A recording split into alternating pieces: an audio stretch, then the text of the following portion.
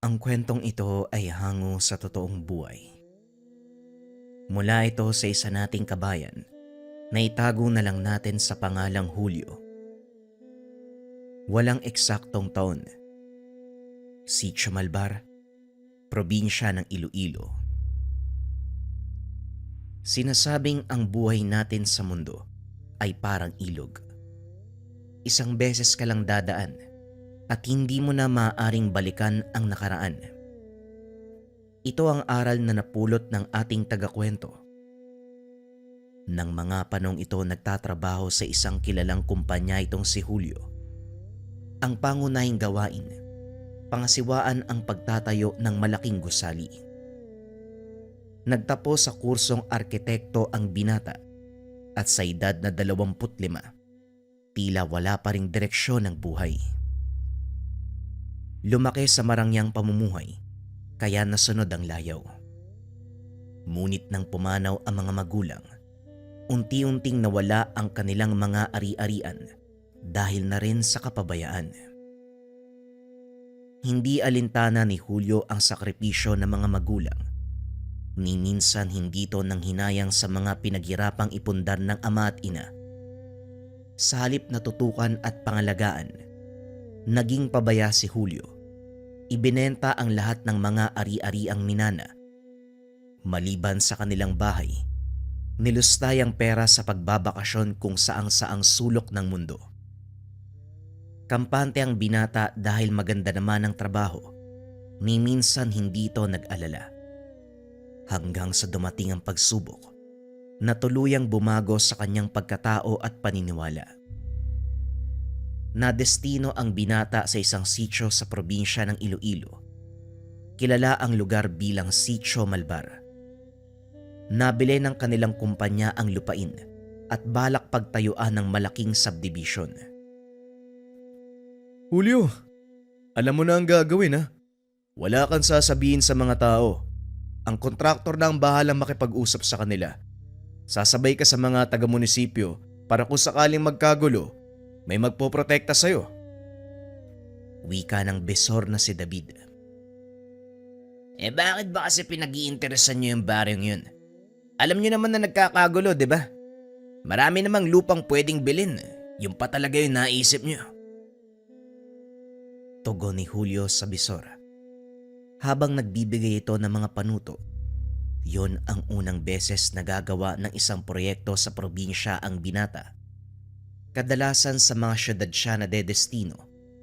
Kinulang sila ng mga arkitekto ng mga sandaling iyon at si Julio lang ang walang hawak na proyekto kaya siya ang pinadala. Alam mo Julio, ngayon lang kita narinig magreklamo ha. Ano bang pinagkaiba?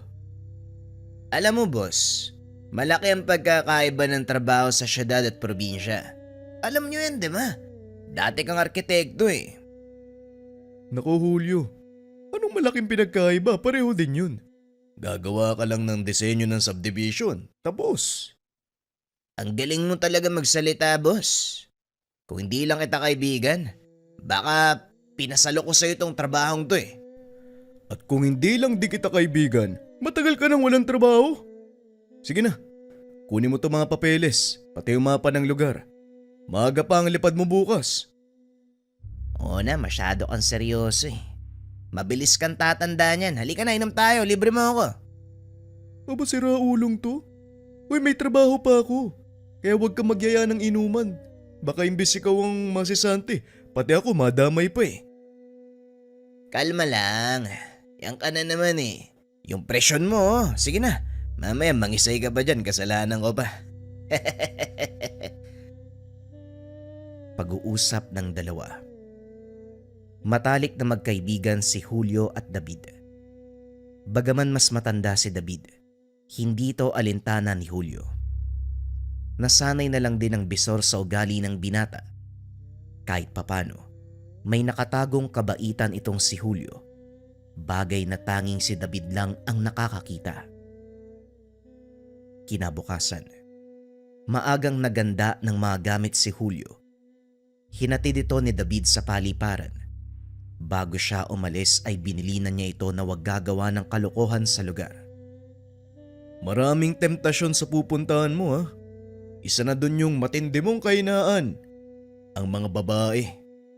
Mag-iingat ka. Baka umuwi ka ng namamaga ang ano. Salamat boss, huwag kang mag-alala. Hindi ako magkakalat dun. Mauna na ako. Kulang-kulang 1 oras ang naging biyahe ng binata papunta sa probinsya ng Iloilo. Pagdating sa paliparan, sinundo ito ng isa sa mga tauhang nakabase sa lugar. Medyo malayo pa yung Sitio Malbar. Mahigit 2 oras ang biyahe mula sa paliparan. Kaya kung nagugutom ka, kumain ka muna. Nauna na akong kumain eh. Wika ng binata na sumundo sa kanya sa paliparan. Napansin ni Julio na tila may pagkamaangas itong magsalita at may kagaspangan ng ugali. Hindi na, busog ako. Tumuloy na tayo. Nga pala, nasaan ang sasakyan? Sasakyan? Wala akong dalang sasakyan. Mamamasahe tayo pabalik sa Barrio Malbar. Halika na, doon banda ang sakayan ng bus oh. Napakamot ng ulo ang binata dahil sa mga narinig. Alam nito na may sasakyang nakabatay sa kanilang opisina malapit sa sitio. Kaya nagtataka ito kung bakit hindi nakapagdala ang sumundo sa kanya. Ano nga pala ang pangalan mo at saka anong trabaho mo? Tanong ni Julio kay Heron. Alalay ng kontraktor na kinuha ng opisina nyo. Wala silang mautusan sa mga tauhan nyo eh. Puro may sakit. Kaya akong pinadala ng mga boss mo. Tugon ni Heron. Naku, pasensya ka na. Parang labag pa yata sa loob mo ang ginagawa mo. Huwag kang mag-alala, ako nang bahala sa abala na maaamo ko. Nakakainis lang kasi pare. Bakit ayaw nila akong pagdali ng sasakyan? Marunong naman ako magmaneho. May lisensya pa ako. Ah, ganun ba? Ganyan talaga yung patakaran ng kumpanya. Nga pala, Julio ang pangalan ko. Heron naman ang pangalan ko. Pasensya ka na kung napagbuntonan kita ng init ng ulo ha. Wala yun. Kung ako'y nasa kalagayan mo, mainis din ako eh. Pero huwag kang mag-alala. Dahil ako mamamahala sa proyekto. Ang sabi nga sa akin ni Foreman, arkitekto daw ang susunduin ko. Naku, baka namali ako ng taong sinundo. Tignan mo nga yung sulat na ibinigay sa'yo. Buti na lang hindi pa tayo nakakasakay ng bus. Tinignan ni Heron ang dalang papel. Nakita ang pangalan ni Julio. Nakahinga ito ng maluwag nang malamang hindi siya nagkamali. Ay nako, nataranta ako dun ah. Akala ko babalik na naman ako sa paliparan eh. Palihim na natawa si Julio dahil alam niya na si Heron ang susundo. Nakasad ito sa telegramang pinadala sa kanya. Matapos ang ilang oras ng biyahe, narating nila ang Sitio Malbar. Nagtaka ang binata dahil wala siyang nakikitang palatandaan na nasimula na ang proyekto. Kahit mga punong dapat ay naputol na, hindi pa rin nagagalaw. Ano nangyari dito? Bakit wala pang nasisimulan sa mga proyekto? Yan din yung gustong sabihin sa'yo ni Foreman. Halika, sumunod ka sa akin. Naroon ang kubo niya sa bandang dulo ng sitio. Naglakad ang dalawa papunta sa kubo ng sinasabing tao ni Heron. Pagkarating nakatayo ang isang lalaki, dali-daling sinalubong si Julio. Mabuti naman at nakarating ka na maayos. Pasensya ka na kung ito nadatnan mo ha. May malaking problema kasi. Hindi namin magawang kausapin na maayos sa mga tao. Wika ni Ramon. Bakit naman ho? Ano po ba ang nangyayari? Hindi sila payag na putulin ang mga kahoy sa lugar na pagtatayuan ng subdivision. Ganun ho ba? O sige ako nang bahalang kumausap sa kanila. Nga pala, nasan yung bahay ng kapitan o yung namumuno sa lugar na to? Yan pa ang isa sa mga problema dito. Masyadong mailap ang taong yun eh. Ayaw nga humarap sa amin. Ang sabi ng ilang taga rito, makikipag-usap lang siya sa mga taong karapat dapat bigyan ng atensyon. May pagka-arogante pala ang kapitan na yan. Hindi sa arogante si Kapitan Belo. Talagang hindi lang siya mahilig magsayang ng oras sa pakikipag-usap. Lalo na kung alam niya na wala namang patutunguhan ng usapan. Wika ni Heron. Ganun Mukhang magkakasundo kami ng taong yan Sige, ako na ang makikipag-usap sa kanya. Sa ngayon, alisin niyo na muna ang mga makinarya sa lugar. Hindi pa naman tayo magsisimula Kailangan ko munang kunin ang loob ng mga tao. Mahaba ang prosesong to. Sinabi ko na ito kay David Ewan ko kung nabanggit niya sa'yo. Pero ibibigay ko ang buong detalye nang sa ganun, hindi siya magsayang ng oras sa pagpapadala ng mga tao dito. Walang sinabi sa akin yung dugong na yun Pero ito siguro ang dahilan kung bakit ako ang pinapunta niya. Bagyang natawa si Heron sa naging tawag ni Julio sa bisor. Pero kagad siyang sinaway ni Ramon. O siya, magpahinga ka muna. Ipapahanda ako yung hapunan. Hindi na namalaya ni Julio ang oras. Nagulat na lang ito dahil papalubog na ang araw. Unti-unting tumahimik ang kapaligiran hanggang sa tuluyang magdilim. Maagang namatay ang mga lampara sa kabayan. Nabalot ng nakakabinging katahimikan ang paligid. Nakaupo ang binata sa labas ng kubo habang nakatapat sa kanya ang isang lampara. Binabasa nito ang mga dalang plano at kaukulang papeles sa pagsasagawa ng subdivision. Pinag-aaralan nito ang mga legalidad ng lugar. Tinignan kung may kaukulang silang permiso para masimulan ang pagpapagawa. Napansin ng binatang walang papeles na nagsasaad sa mga pagputol ng mga puno. Alam ni Julio ang batas. Hindi nila maaaring galawin ang lugar hanggat hindi nakakakuha ng kaukulang permiso.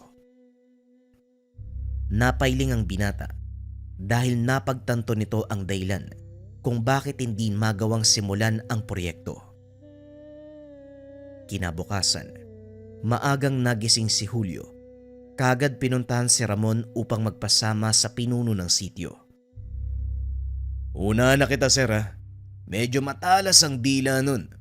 Masakit magsalita kaya pakiusap. Habaan mo ang pasensya mo. Maraming salamat sa pagpapaalala, Manong Ramon. Halika na nang sa ganun. Maaga tayong matapos. Naglakad ang mga ito papunta sa tahanan ng Kapitan Del Barrio. Pagdating sa lugar, isang matipunong lalaki na punong-puno ng tato ang bumungad sa kanila. Nagsisibak ito ng malalaking troso gamit ang palakol. Nang makitang paparating, itinarak sa sinisibak na kahoy. Nagpunas ng pawis. Ikaw na naman, Ramon.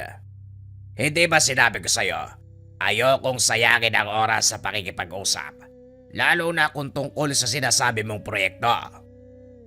Oo, Kapitan, pasensya na kung nagiging makulit ako. Pero kasama ko kasi yung taong mangangasiwa sa proyekto Gusto ko niya makausap. Ibinaling ng kapitan ang tingin kay Julio na noon ay nakapamewang habang nakatitig sa kanya. Ang binatang yan ang mangangasiwa. Aba, mukhang nagsasayang na naman ng oras ang amo nyo. Pero sige, alang-alang sa'yo, Ramon. Kakausapin ko ang binata. Ikaw, ano pangalan mo? Nagulat si Julio nang marinig ang boses ng kapitan. Halos hindi ito makapagsalita. Lalo pa nang mapagtanto, halos kalahati lang ang kanyang tangkad. Ako ho si Julio. Pinadala po ako ni David para makipag-usap po sa inyo. Makipag-usap tungkol saan? Ano ba ang kailangan pag-usapan? Dala ko ang mga papeles at mga kaukulang permiso para sa pagsasagawa ng subdivision sa lugar. Wika ni Julio. Habang binubuksan ang dalang sobre, nagulat ito. Dinampot ng kapitan ang malaking palakol. Hinampas sa putol na troso. Nabiyak ang malaking peraso ng kahoy sa isang hampas gamit ang isang kamay. Ako ang pinuno ng lugar na ito. Ngunit hindi ko saklaw ang kagubatan. Bakit kayo humingi ng permiso sa akin? Nakasaad ho sa sulatan na kailangan mong lagdaan ng papeles para may pagpatuloy kong Hindi na ituloy ni Julio ang sasabihin dahil biglang sumigaw ang kapitan. Hindi ka ba nakakaintindi? Wala akong kapangyarihan pagdating sa kagubatan. Ang pagiging pinuno ko, limitado lang sa mga tao. Kung hindi nyo pa din nauunawaan ang sinasabi ko, hindi ko na problema ang bagay na yon. Okay Ramon, umalis na kayo. Walang patutunguhan ang pag-uusap na ito. Kagad niyaya ni Ramon si Julio dahil natakot ito na baka lalong magalit ang kapitan. Yan ang sinasabi ko sa'yo, sir. Hindi mo siya makakausap ng maayos. Maayos naman siya magsalita. Kailangan lang intinding mabuti ang sinasabi niya. May nabanggit ang kapitan tungkol sa agubatan. Hindi niya saklaw ang pamumuno dito. Ibig sabihin may iba tayong dapat kausapin. May mga naninirahan bang katutubo sa gubat? Sa pagkakaalam ko, wala eh. May mga napapadaang aita pero hindi sila nananatili sa gubat na sakop ng sityo. Kung ganon, sino ang tinutukoy ni kapitan? Sa kalagitnaan ng pag-uusap ng dalawa, biglang sumagot ang isang matanda. Ang tinutukoy ni Pelo ay mga elemento at engkantong naninirahan sa kagubatan. Mataas ang respeto niya sa mga ito dahil mula sa kilalang angkan ng mga babaylan ng taong iyon. Tatang Bestre, nandiyan ka pala. Hindi man lang kita napansin si Julio ho. Sakyan mo na lang yung sasabihin na matandang yan Medyo ulyanin na kasi. Bahala ka kung ano gusto mong sabihin sa binatang to. Bumubulong ka pa. Akala mo hindi kita naririnig. Pero yan ang pinakamainam niyong gawin. Kailangan niyong makakuha ng pagpayag ng mga nilalang na nakatira sa kabundukan. Dahil kung ipipilit niyo ang pagpapagawa, siguradong marami ang mapapahamak. Matapos magsalita ng matanda, kagad itong umalis. Napaisip naman si Julio sa mga sinabi nito. Habang naglalakad, nakapako ang tingin ng binata sa makapal na gubat. Ito lang ang tanging hadlang sa kanilang proyekto at para masimulan, kailangan nitong linisin. Wala na akong pakialam sa mga permiso na yan. Pakilusin niyo mga makinarya. Simulan na ang paglilinis ng lugar. Pero sir, sandali lang naman. Narinig mo ang sinabi ko. Hindi ko na uulitin. Kumilos kayo kung gusto niyong mabayaran. Wika ng binata sabay pasok sa kubo. Naupo ito sa maliit na bintana habang pinagmamasdan ang mga makinaryang isa-isang umaandar. Naglabasan sa tahanan ng mga tao. Nagbulong-bulungan. Maging ang kapitan ay nakita ding nakatayo kasama ang mga tao. Isa-isang nagtumbahan ng mga puno, nagsigawan ng mga tao, nag-iyakan ng mga kababaihan at kabataan. Hindi alam ni Julio kung ano ang dahilan. Ngunit nang tignan nito ang kapitan, nakatitig ito sa kanya ng masakit. Sa sobrang inis ng binata, nilapitan niya ito upang kumprontahin. Akmang lalabas na ng kubo, kaso nga lang hinarangan siya ni Tatang Bestre. Huwag mo nang palalain ang sitwasyon. Pagmasdan mo ang mga kalalakihan. Wika ng matanda. Nakita ni Julio ang mga kalalakihang may hawak na itak at kung ano pang mga sandata. Bakit ganyan ang reaksyon nila? Bakit ba sila galit na galit? Sa palagay ko, alam mo kung bakit. May mga rason kung bakit hindi tinuloy ni Ramon ang paglilinis ng lugar. At dahil sa ginawa mo, masasaksiyan mo ang dahilang iyon. Habang tumatagal, lalong lumalawak ang nasisirang parte ng gubat. Laking gulat ni Julio dahil kung gaano kadami ang bilang ng punong natutumba ay siya ding bilang ng mga taong nagkakasakit at kabataang namamatay. Hanggang sa hindi na nakatiis ang binata, nilapitan nito ang kapitan. Ngunit bago pa man siya makapagsalita, inunahan na ito ni Kapitan Belo. Tignan mo ang ginawa mo. Siguro naman Alam mo na kung ano ang kinalabasan ng katigasan ng ulo ninyo. Wala kayong iniisip kung hindi sariling kapakanan. Napagutusan lang ako, Kapitan. Ginagawa ko lang ang trabaho ko. Kaya wag mo sanang isisi sa akin ang mga nangyayari. Biglang kwenelyohan ni Kapitan Belo ang binata at sa sobrang lakas nito, napaangat ang paa ni Julio sa lupa. Huwag isisi sa'yo. Naririnig mo ba ang sarili mo? Ikaw ang dahilan kung bakit nasira ang gubat. Palibasa hindi mo alam ang katotohanan ng buhay sa Sitio Malbara. May sumpa ang lugar na ito na nakadikit sa kagubatan ng buhay ng mga tao sa sityo. Bawat punong nakatayo sa gubat ay katumbas ng buhay ng mga taong nakatira dito. Anong sinasabi mo?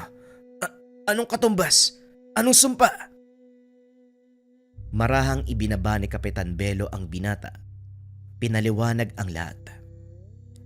500 taon na ang nakakaraan. Simula nang mapasailalim sa sumpa ng isang mangkukulamang sityo. 500 taon ko na ring pinangangalagaan ang lugar na ito. At hindi ako papayag na isang katulad mo ang sisira nun. Kaya hanggat may oras ka at kaya ko pang pigilan ng mga elemento, umalis ka na. Tigilan ang paninira nyo sa kagubatan. Matapos ang pag-uusap ng dalawa, inutusan ni Julio ang mga tauhan na hinto ang ginagawa. Marami ang umalma dahil hindi pa natatapos ang proyekto. Sigurado ka ba, sir? Pauwiin ko ang mga tao. Wala naman silang gagawin kung sakaling pahinto nyo ang trabaho. Mas mabuti pa nga, Manong, pauwiin niyo muna ang mga tao. Ibigay niyo ang sahod nila sa mga nakalipas na araw. Nang maibigay ang utos, kaagad umalis si Ramon at kinausap ang mga tao. Nang mag-uwian ang mga ito, pinuntahan ni Julio ang kapitan upang kausapin.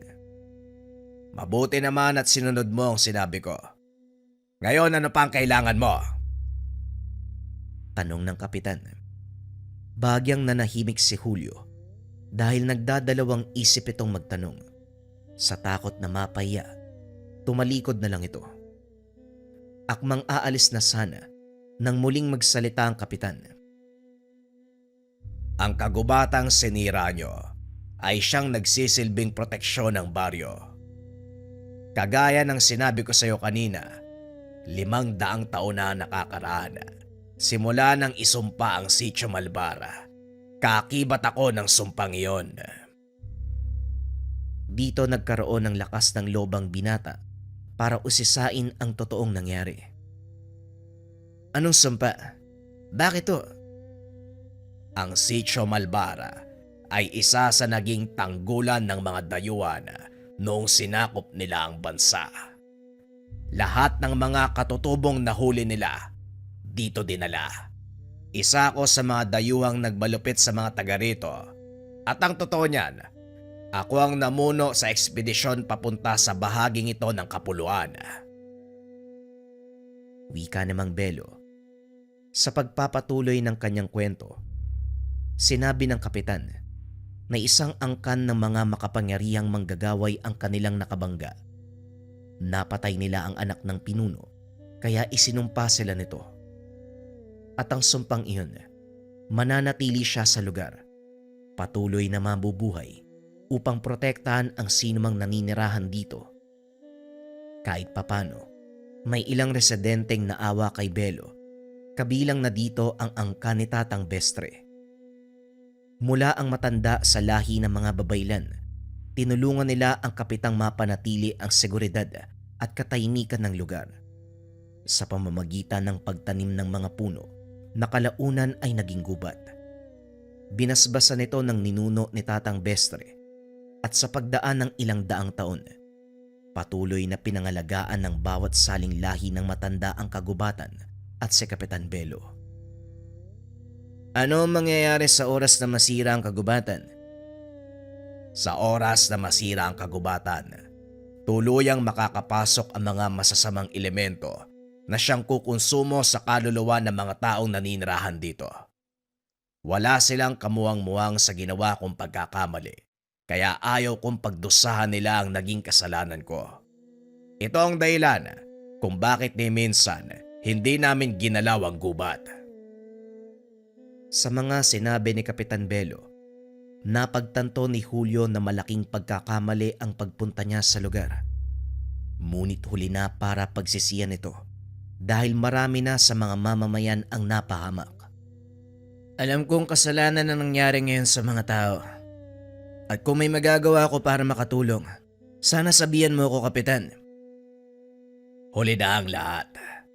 Tuluyang nasira ang kabilang bahagi ng gubat. Malaya nang makakapasok ang mga elemento. Kaya ako naghahanda para pigilan sila. Napatingin si Julio sa mesang nasa harapan ng kapitan.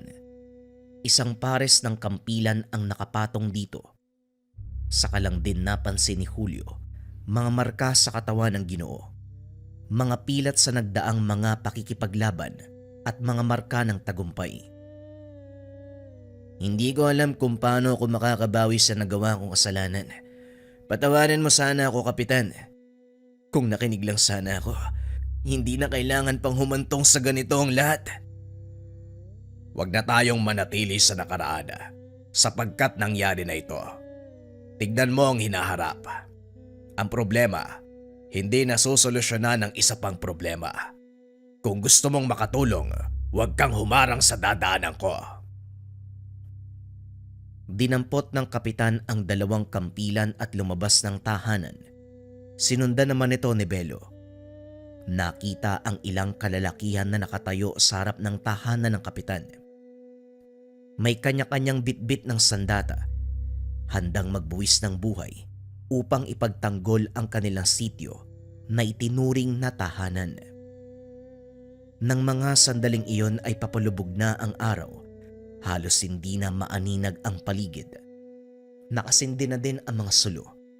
Sa bawat kabayan, umaalingaw-ngaw pa din ang iyak ng mga naulilang mamamayan at patuloy na kinukurot ang puso ni Julio sa tuwing nakikita ang mga kabataan na naiwan ng kanilang mga magulang. Kasalanan ko. Kasalanan ko ang lahat ng to. Hindi pwedeng wala akong gagawin. Wika ng binata. Palihim na sumunod sa pangkat ng kapitan, papunta sa bahagi ng kagubatan na nasira ng mga makinarya. Pagdating sa lugar, nanlaki mga mata ni Julio nang makita ang mga nilalang na pilit na lumulusot sa manipis na kurtina ng liwanag. Nang mga sandaling iyon, kasama ni Kapitan si Tatang Bestre, nakatago ang binata sa mga makinarya upang hindi siya makita ng mga ito. Hindi magtatagal, tuluyan na nilang masisira ang pananggalaga. Magsipaganda kayo dahil wala nang atrasan to. Patayin nyo ang lahat ng nilalang na lalabas mula sa bahaging yan ng kagubatan. Wika ng kapitan. Binunot ng mga kalalakihan ang itak at sa tulong ni Tatang Bestre, binasbasan nito ng mga dasal na pangpuksa ng mga engkanto. Maya-maya pa nag-atrasan ang mga nilalang. Tumahimik ang paligid. Ngunit nakita ni Julio na hindi nagpapakampante si Kapitan Belo. Nakaumang ang dalawang kampilan nito sa harapan na tila may inaantay na sumalakay. Ilang sandali pa ang nakalipas. Narinig ni Julio ang malakas na dagongdong na tila nagmumula sa malaking nilalang.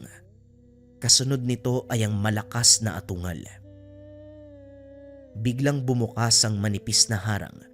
Tumambad ang napakalaking anino. Nagbabaga ang mga mata nito. Matatalas ang mga ngipin na tila ba galit na galit. Nagatrasan ang ilan sa mga kalalakihan, ngunit nanatili sa kinakatayuan si Kapitan Belo at Tatang Bestre. Walang ano-ano. Sinugod ng Ginoo ang nilalang. Walang tigil na pinagtataga. Gumanti ang elemento.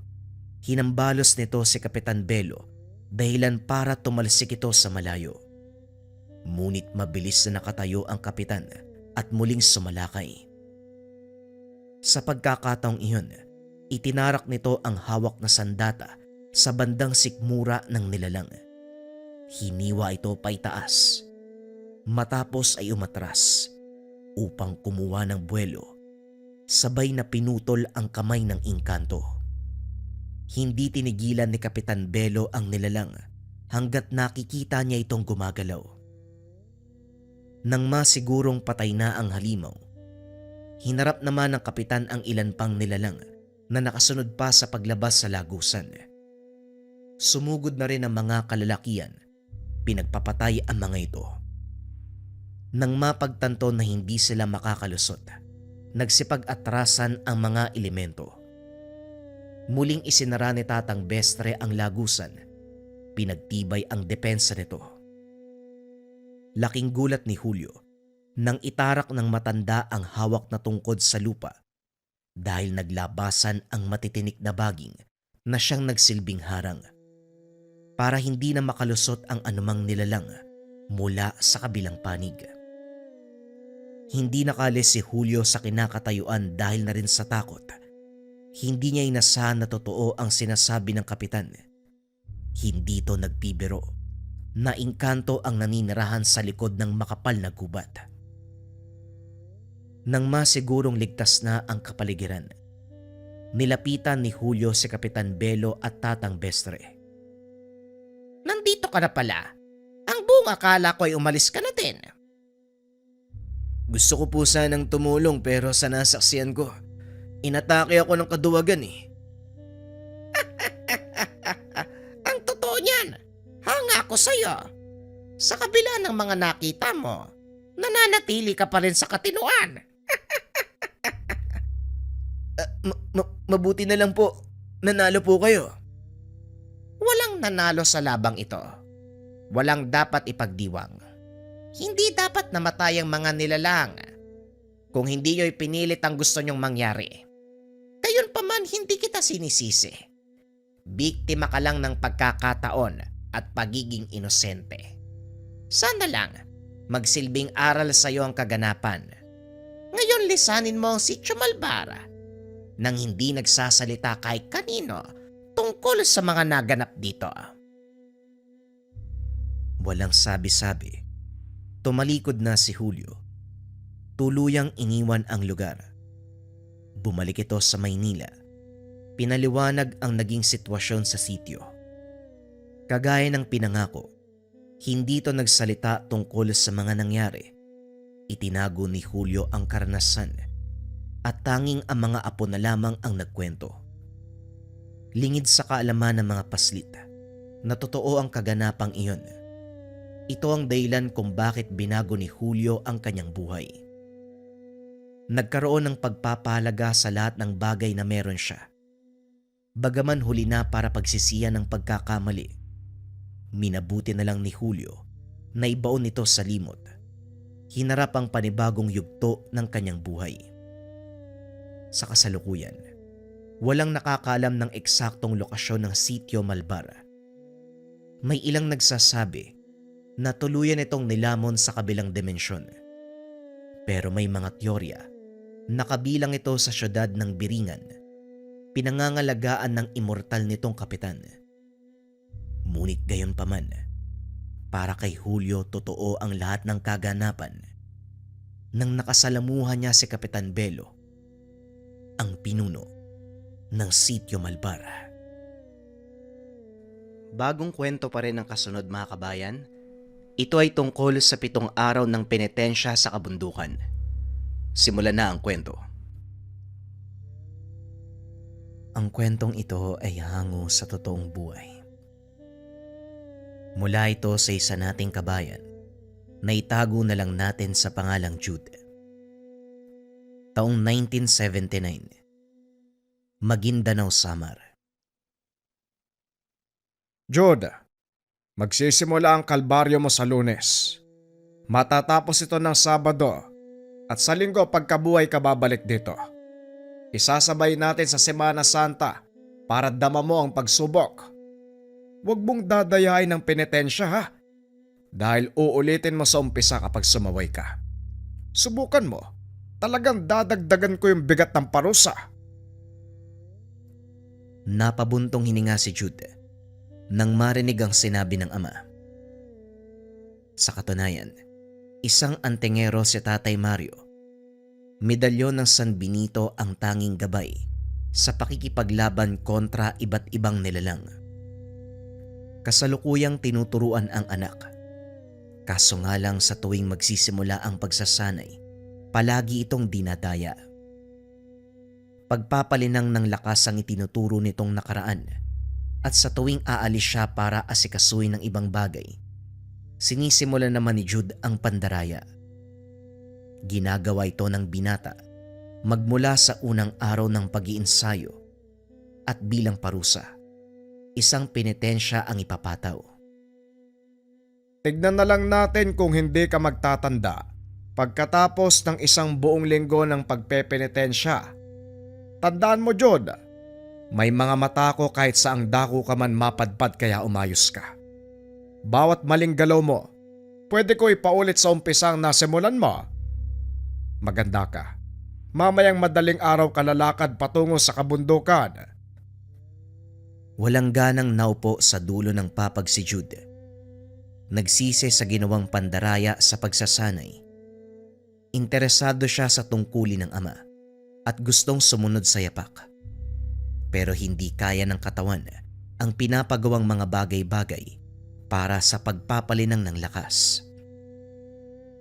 Nang sumapit ang takdang oras, hinatid siya ni Tatay Mario sa paanan ng kabundukan. Bago pinalakad, pinabaunan muna ng karagdagang paalala at kagamitan. Huwag mo nga ako bigyan ng ganyang mukha mo. Ikaw ang nagdala sa sarili mo sa ganyang sitwasyon kaya umayos ka. Gusto mong maging katulad ko, madilbihan sa lihim na karunungan, tugisin ang mga nilalang. Paano mong magagawa ang bagay na yon kung sa simpleng bagay pa lang, dinaraya mo na? Sana maintindihan mo ang punto ko lalo na sa parusang ito. Mananatili ka sa kabundukang yan sa loob ng 6 na araw at pagsapit na ikapito, doon ka lang babalik sa bahay. Nasa iyo na rin kung ano ang gagawin mo sa mga araw na yan. Basta wag kang kikilos nang hindi naaayon sa sitwasyon at mas lalong wag kang mandaraya. Ito, gamitin mo kapag kinakailangan. Nag-abot ng maliit na kahon si Tatay Mario sa anak. Naglalaman ito ng bagay na makakatulong sa oras na maghahamon ang kampo ng dilim. Hinatid niya ng tanaw si Jude habang papasok sa kabundukan na pinamumugaran ng iba't ibang uri ng nilalang, elemento, mambabarang, mangkukulam, maging ng aswang. Lingid sa kalaman ng binata, sinadya ito upang matuto sa sariling paraan. Sa kabilang banda, kinilabutan kagad si Jude pagkapasok pa lang ng kagubatan. Hindi maiwasang mapalingon sa dinadaanan dahil sa pakiramdam na parang may nakasunod sa kanya. Idagdag pa ang biglaang pag-alulong ng asong gubat at ingay ng mga uwak sa kawayan. Nakarating si Jude sa bahaging may naglalakihang puno. Dito ipunesto ang barong-barong. Nagpahinga sandali pagkatapos. Gabi na nang magising, nagsinde ng gasera upang magliwanag ang paligid. Hinanda ng binata ang dalang baon upang makakain. Sa kalagitnaan panay ang paglinga dahil may naririnig na kaluskos sa paligid. Idagdag pa ang yapak sa marurupok na kahoy at ang ingay ng takbuhan. Napahugot na lamang ng patalim pagkalipas ng ilang sandali dahil papalapit na sa kinalalagyan ang ingay na ito. Kalaunan ay biglang natahimik ang paligid pero pinalitan ng masangsang na amoy. Naalarma ang binata. Pamilyar ang aroma. Ito ang taglay na baho ng aswang na madalas nakakalaban ng ama. Nang maalala ang binigay na kahon, kinuha niya ang laman nito. Hindi makapaniwala nang tumambad ang medalyon ng San Benito. Napangiti na rin. Napalitan ng tapang ang nararamdamang kaba. Lumabas siya. Hinamon ang nilalang. Lumapit ka rito nang masimulan natin ang laban. Ito naman yung gusto mo, hindi ba? Swerte ka. May pinabaon sa akin si tatay. Kaya mabibigyan kita ng magandang laban. Huwag ka matakot. Halika dito. Hindi mapigilan ni Jude ang sarili. Magmula kasi nang malaman ang taglay na bisa ng medalyon, inasam niya na ito. Hindi makapaniwala na sa ganitong paraan makukuha ang gamit. Tama na ang pagpaparamdam. Alam kong nandito ka lang sa malapit eh. Hindi ako natatakot sa'yo, kaya huwag kang magtago. Patuloy na hinamon ng binata ang nilalang. Kaso nga lang lumipas ang ilang sandali. Walang nilalang na nagpakita. Hindi na rin naaamoy ang samyo. Dismayado na si Jude dahil ang inakalang laban ay hindi nangyari. Ibinaba na lamang ang bitbit na patalim. Pumasok na sa ginawang munting silungan. Akala ko tuloy magagamit na. Hindi naman pala. Duwag yata yung aswang na yun eh. Pero kung si tatay ang nagamon, lumalapit naman. Parang kay tatay Mario lang sila nakikipaglaban ah. Tatago nga muna kita. Wala pa namang paggagamitan eh. Wika ni Jude. Muling itinago ang medalyon sa kahon. Makalipas ang ilang sandali, muli siyang naalerto nang mapansin ang anino sa labas. Gumagapang ang mga ito habang nagpapalitan ng tahol. Huminto sa unahan. Pinag-aagawan ang bagay na kagat-kagat ng isa. Sinita ito ng binata at binato. Nang hindi matigil sa pag-iingay, lumabas siya at pinaghampas ng kahoy. Sa kabila ng pagiging mabangis ng asong gubat, kumaripas ng takbo pagkatapos matamaan ng hambalos.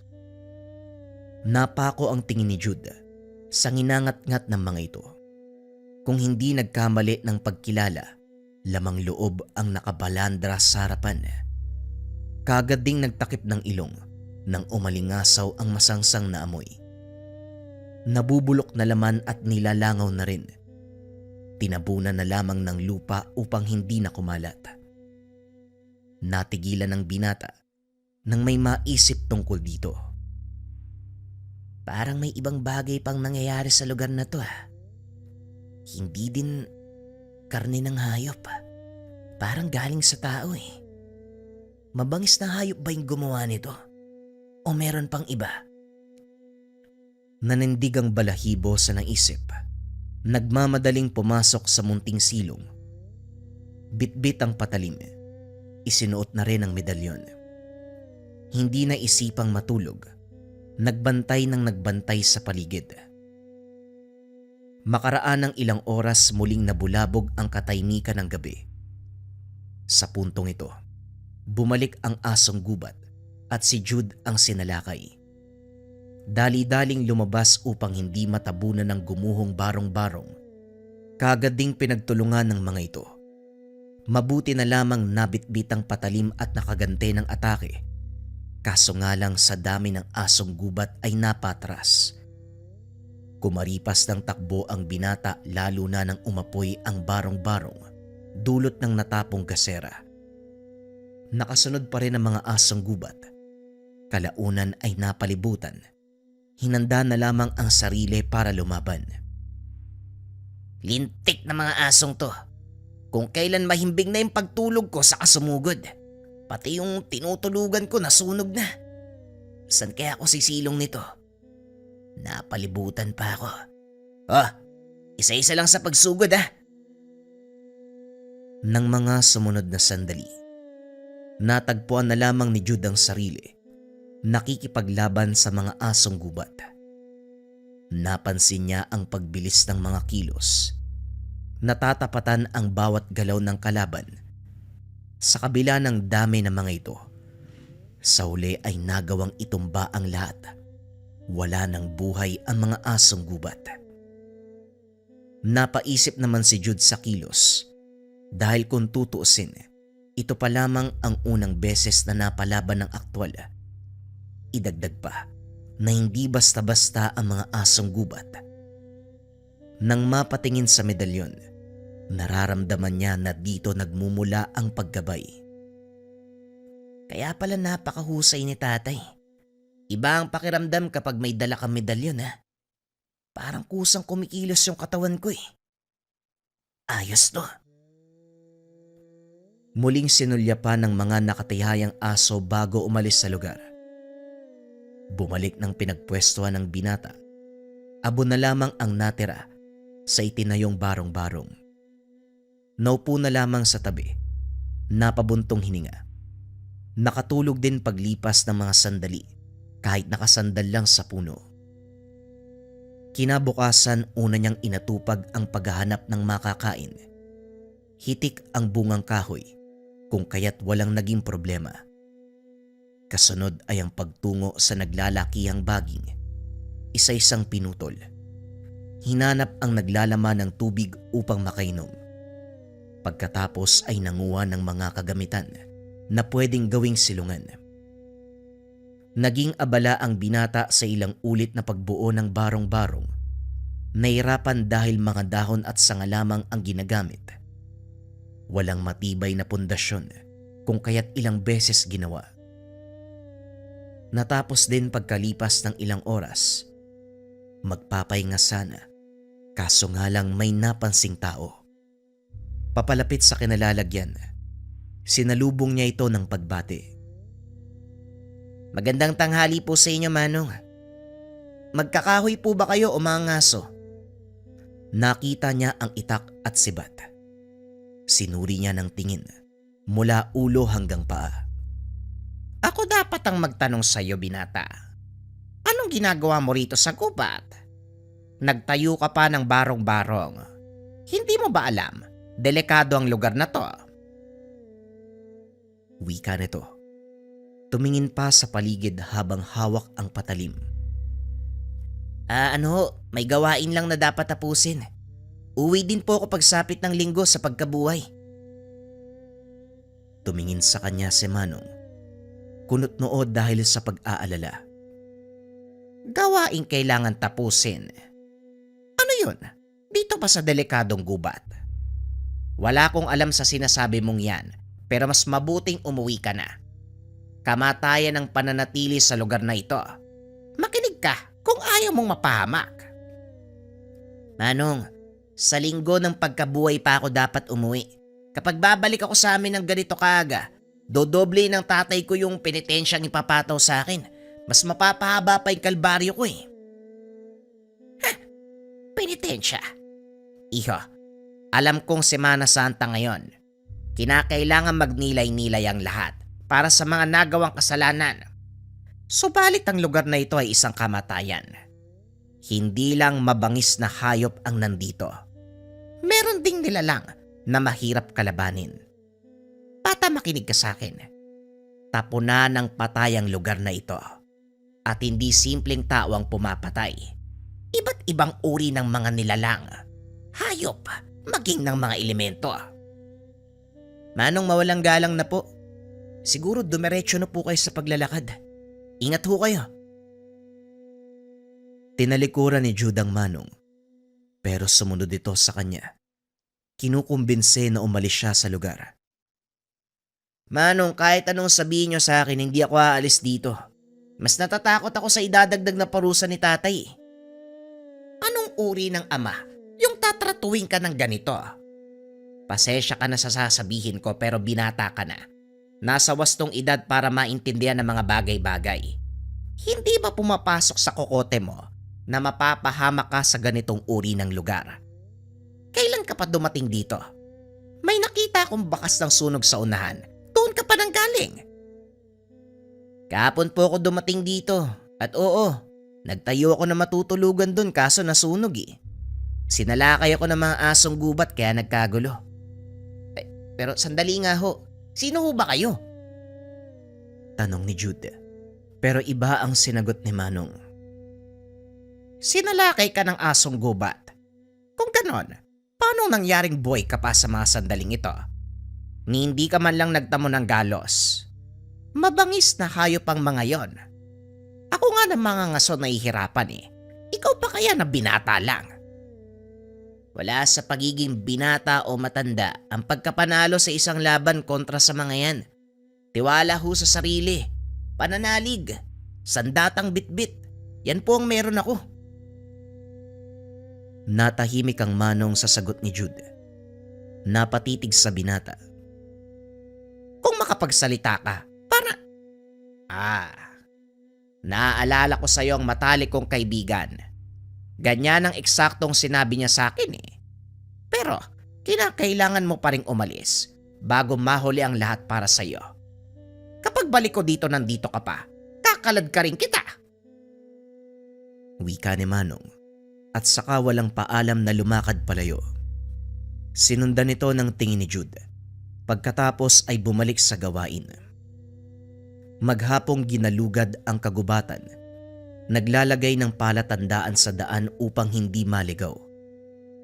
Narating ng binata ang bahagi kung saan umalingasaw ang matinding amoy. Nang suriin ay bumungad ang tira-tirang lamang loob.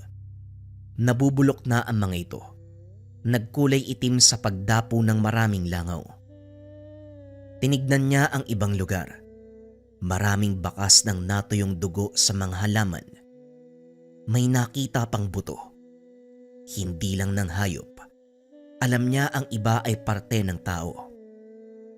Lalakad pa sana sa unahan, pero umatras nang makita ang mga asong gubat na naglalaban. Palapit ito sa kinakatayuan niya, kung kaya't nagmamadaling nagtago. Lumipas ang ilang sandali. Tumahimik ang paligid. Nang tumago sa katawan ng mga ito ang matutulis na sibat. Kasunod dito ay nakita ang manong nakausap kanina.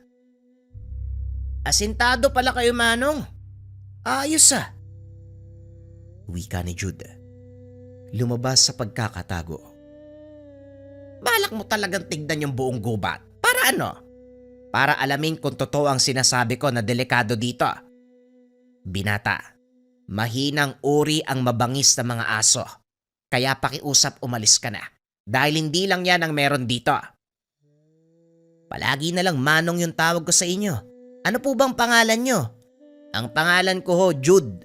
Ano po ba yun sa inyo? Tawagin mo kong Simon. Pakiusap, bumaba ka na sa kapatagan. Malapit nang sumapit ang dilim. Mas delikado dito eh. Mas mabangis na nilalang ang dadayo. Hindi na lang kita pipilitin. Ang tigas ng ulo mo. Bahala ka sa sarili mo. Sana pagbalik ko bukas, humihinga ka pa. Kung makapagsalita, akala mo naman mamamatay ako. Nandito ako para magpenitensya, hindi para magpakamatay. Habang abala sa pagkain ng mga bungang kahoy, napalingon ng binata nang mapansin ang pagdating ng mabigat na presensya. Dali-dali niyang hinugot ang patalim at saka naganda. Maliwanag ang buwan ng mga oras na yon, kaya naaninag ang mga bagay-bagay. Ilang sandali ang lumipas nang makita ang aswang. Gumagapang ito habang dahan-dahang lumalapit. Hindi nagtagal. Nagsimulang gibain ang barong-barong. Naalerto si Jude dahil unti-unting gumuho ang silungan. Lumabas siya bago matabunan. Sakto namang bumungad ang aswang. Kung hindi nakailag ang binata, mapupuruhan siya ng kalmot. Eto siguro yung pinakapagsubok sa akin ni tatay. Pinapunta ako sa lugar kung saan maraming mabangis na hayop o nilalang. Ay nako. Wika ni Jude sa sarili. Maigpit ang hawak sa itak. Buong tapang na inarap ang nilalang. Kagad umatake ang aswang. Sinugod ng kalmot ang binata. Panay ang pagkagat at pagsakal. Sa kabilang banda, hindi tumigil si Jude kahit nahirapan. Minabuting lumaban kahit pumapalya ang atake. Sa pagpapatuloy ng sagupan, nakaisip ng ideya kung paanong tatapatan ng nilalang. Nilaro ng binata ang laban sa mga unang sandali. Panay ilag at takbo. Pinapagod ang nilalang hanggang sa ito na mismo ang huminto. Sinamantala ng binata ang pagkakataon. Sa pagtigil ng halimaw ay siya naman ang umatake. Umatras na lamang ang nilalang upang makaiwas sa pagsugod, pero humantong sa punto na tinamaan ng patalim. Dito na bumuelo ng husto si Jude. Tinaga sa ulo. Sandaling natigilan ng nilalang. Tumingin ito sa binata pero hindi na gumanti. Dahan-dahang lumuhod hanggang sa umandusay. Natuwa ang binata sa naging resulta ng laban. Sana naman matuwa si tatay sa mga ginagawa ko. Pangalawang laban na to. Una asong gubat. Ngayon aswang. Pero ayos din to ha. Natututo ako.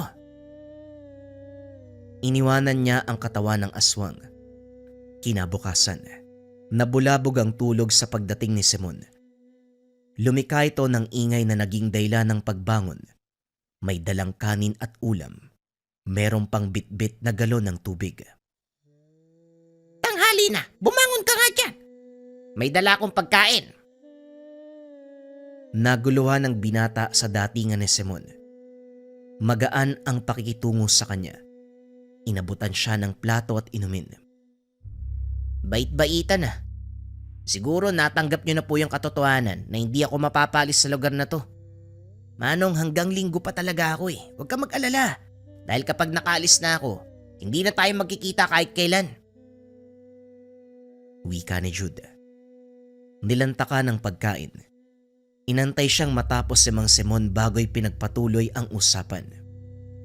Napapaisip lang ako kung sino ka ba talaga at kung ano ang kaya mong gawin.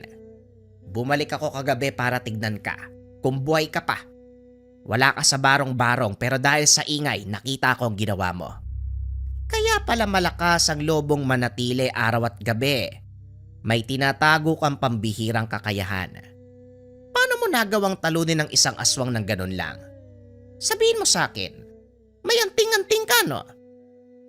Natigilan sa pagkain si Jude. Ayaw sagutin ang tanong. Iniingatan ng pagkatao niya at ng ama. Iniba niya ang usapan. Bakit ba pabalik-balik ka dito, Manong? Malapit ba yung bahay mo dito? Huwag mong iliis ang usapan, binata. Sagutin mo ang tanong ko para alam ko kung paano ka pakikitunguan. Ibang klase din po pala yung paniniwala nyo, no? Binabatay nyo sa katauhan ng tao ang pagtrato. Di ba dapat patas ang pagtingin sa lahat? Huwag mong ilayo ang usapan. Balik tayo sa tanong ko. May tinatangan ka ba? Napatay mo yung aswang ng walang kahirap-hirap. Oy Manong, nahirapan kaya ako. Sobrang kabado ko ng mga sandaling yun. Halimaw kaya yung nakalaban ko. Napahugot ng hininga si Simon. Hindi rin pinilit na sumagot ang binata dahil lumalayo na ang usapan. Nagpaalam na lamang at lumakad. Samantala, nakahinga si Jude nang hindi na mag-usisa ang Manong. Hinatid niya ito ng tanaw. Siniguradong aalis ng lugar. Huli na nang maisip na sundan dahil pagtingin ay wala na. Bahala siya sa buhay niya. Ilang araw na lang ako mananatili dito. Hindi ko tuloy mapigilang isipin kung ano yung haharapin sa mga susunod na oras. Asong gubat o aswang bauli yung makakalaban ko. Sana mas malakas para may bago akong matutunan. Sana lang din pala, ito na yung penitensyang sinasabi ni tatay kasi kung hindi, ay naku, nagsasayang lang ako ng panahon dito. Nang mga sumunod na araw ay walang nagparamdam na nilalang. Naaaliw pa si Jude sa pangyayari dahil tumutulong siya kay Mang Simon. Nangangaso ang dalawa doon sa gubat. Naging maayos ang pakikitungo ng dalawa sa isa't isa dahil napadalas ang pagsasama. Nakarating sa tahanan nito na nasa dulo ng kabundukan. Hindi tumagal ang binata sa bahay dahil naisip ang sinabi ng ama. Pwede ka namang magpalipas ng gabi dito. Malaki ang espasyo sa loob at ako lang mag-isa. Teka, hanggang ngayon ba wala ka pa ring tiwala sa akin? Nakita mo naman isa akong ordinaryong mangangaso. Ano bang kinakatakot mo? Hindi naman po sa ganun. Naisip ko lang yung sinabi sa akin ni tatay. Meron siyang mga mata na nakasunod sa akin. Nalalaman niya ang lahat ng ginagawa ko. Gusto ko lang pong makaiwas sa gulo. Baka kasi magkamali ako eh. Maulit na naman yung pagpepenitensya. Isang araw na lang yung bibilangin no. Makakauwi na ako kaya nag-iingat lang. Bahala ka. Eto pala bilo-bilo. Baunin mo para hindi ka magutom. Napapaisip ako Kung anong klase ang magulang mo.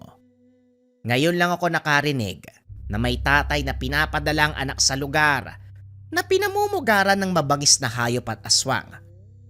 Hayaan mo, dadalaw ako sa pwesto mo para kahit papano makatulong kung may sasalakay. Sige Manong, maraming salamat ho ah. Pagsapit ng gabi, hindi makatulog si Jude sa pakiramdam na hatid ng paligid. Ilang ulit siyang nakaamoy ng samyo ng nilalang.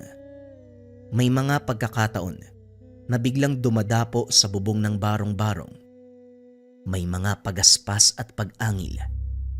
Alam ng binata na hindi ito mula sa ordinaryong hayop. Hindi nagtagal. May lumitaw na nilalang. Itsura ng dambuhalang ibon. Napula ang apoy na sinunog sa lakas ng pagaspas ng mga pakpak. Kasunod, ang unti-unting pagkasira ng tinutulugan. Paulit-ulit na binunggo. Paglabas si Jude, napatingin kagad ang aswang. Sa kabila ng dilim ng paligid, naaninag ng binata ang kaharap. Teka, parang iba na to ha. Sobrang laki ha. Hinugot ng binata ang itak na nakatarak sa katabing puno. Sinalubong ang nilalang. Panay ang pag-ilag ni Jude. Mabilis ang paglipad ng kalaban. Hirap siyang patamaan ng atake dahil lumilipad. Bigla ding umaatake. Sa sitwasyon, mas lalong determinado ang binata na mapuksa ito. Bumaba ka dito.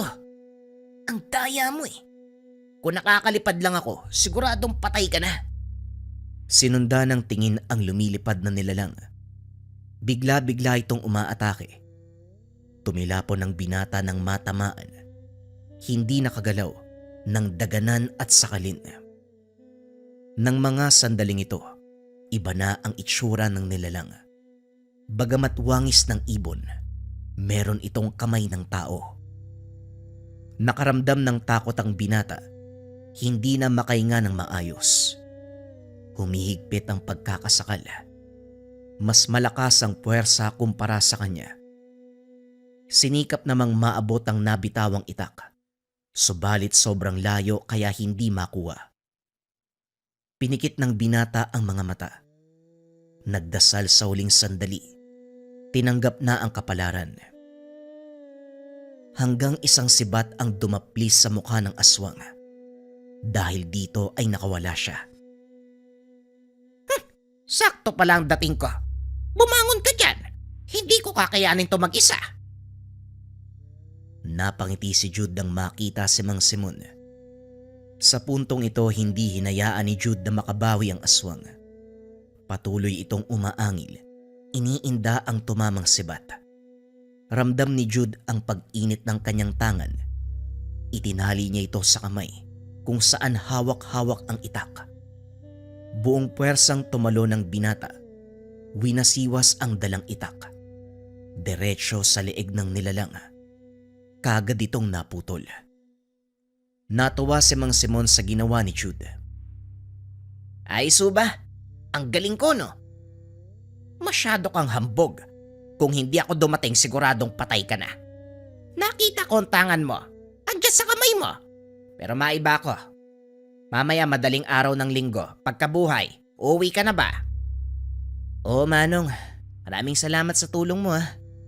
Bukas ang takdang araw ng pagbalik ko sa amin, kinakabahan nga ako eh. Sana lang tama yung ginawa ko dito. Kung hindi, siguradong mapapagalitan na naman ako. Bakit ka ba kasi pinaparusahan ng tatay mo? Antingero po yung tatay ko. Tinuruan niya ako ng mga dapat aralin para maging katulad niya. Kaso lang mandaraya ako eh. Ang hirap kasi ng pinapagawa. Pinapabuhat ako ng mabibigat na bagay tapos basta iba-iba pa eh. Nakakapagod.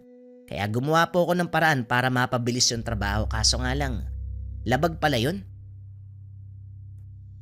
Nagpatuloy ang usap ng dalawa. Pagsapit ng takdang oras, lumakad na si Jude pauwi. Nagpaalam siya kay Mang Simon. Hinatid hanggang dulo ng kagubatan. Pagdating ng tahanan, sinalubong ni Tatay Mario ang binata. Sinamaan siya ng tingin na naging dahilan upang kabahan. Naging maayos ang takbo ng buhay mo sa mga nakalipas na araw sa loob ng kagubatan. Pero Ano po? Huwag mo sabihin tay na may nagawa ako mali ah. Wala ka namang eksaktong sinabi kung ano yung gagawin ko dun eh. Sabi mo lang, bumalik ako dito sa pagkabuhay. kaya naiinis ako eh. Para kang babae. Marami kagad sinasabi. Rumarason, hindi pa naririnig ang buong salita. May natutunan ka ba sa ilang araw na pakikipagsapalaran doon sa kagubatan? Opo tay, natutunan ko pong pahalagahan yung sariling lakas.